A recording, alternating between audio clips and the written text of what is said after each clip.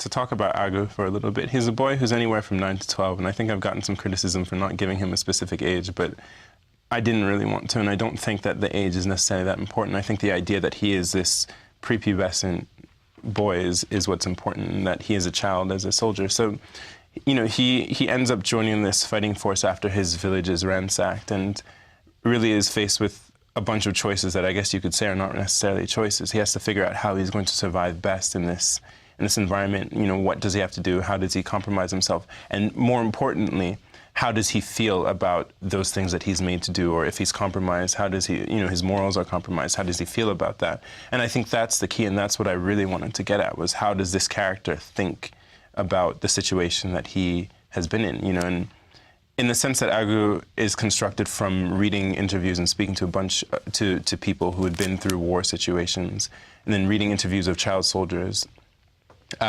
he's a composite of, I guess, what you would say is a child soldier, both male and female experiences. And I think in that sense, it's not so important, you know, what his age is or where exactly he's from, as his reaction to the situation that he finds himself in. And that's what the whole story is. This is to sort of show that this is a human being. This is somebody who does essentially feel and who does think about what's going on.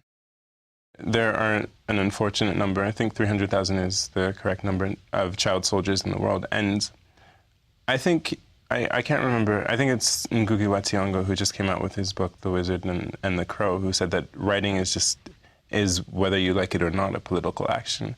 Now, did I write necessarily to influence, like, policymakers? Not necessarily.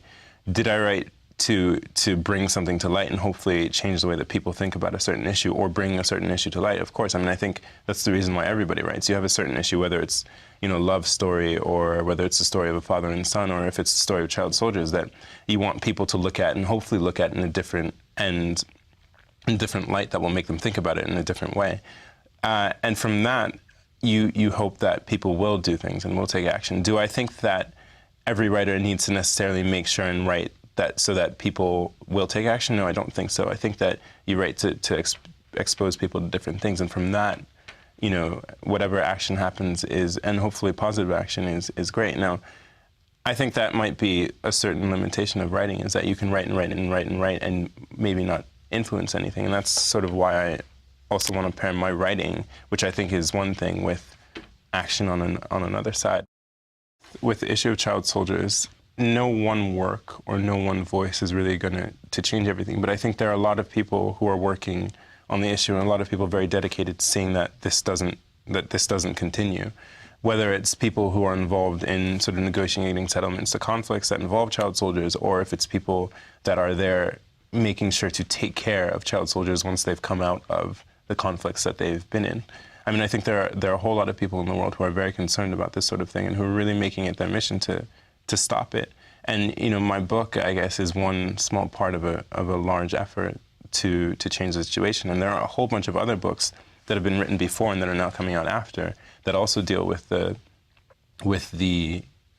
child soldiers. And I think that, you know, being part of a community of voices that really raises an issue is a great thing. So, I mean, you think of Ismail Bear's book that has just come out, A Long Way Gone.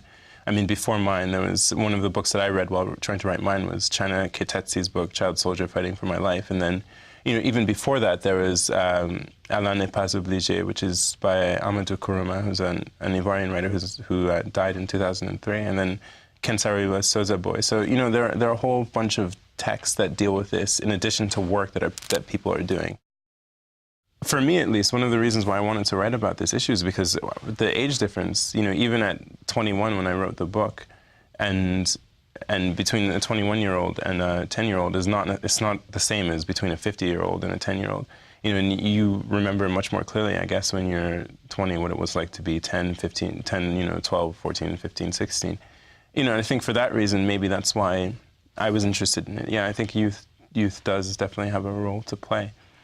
I'll probably go to med school. Well, let me not say probably, I will go to med school. And I don't know, we'll have to see what happens afterwards. I just want to do something. I would love to keep writing, and hopefully I'll have more chances to publish more books about things that I think are important, whether it's fiction, nonfiction, or whatever.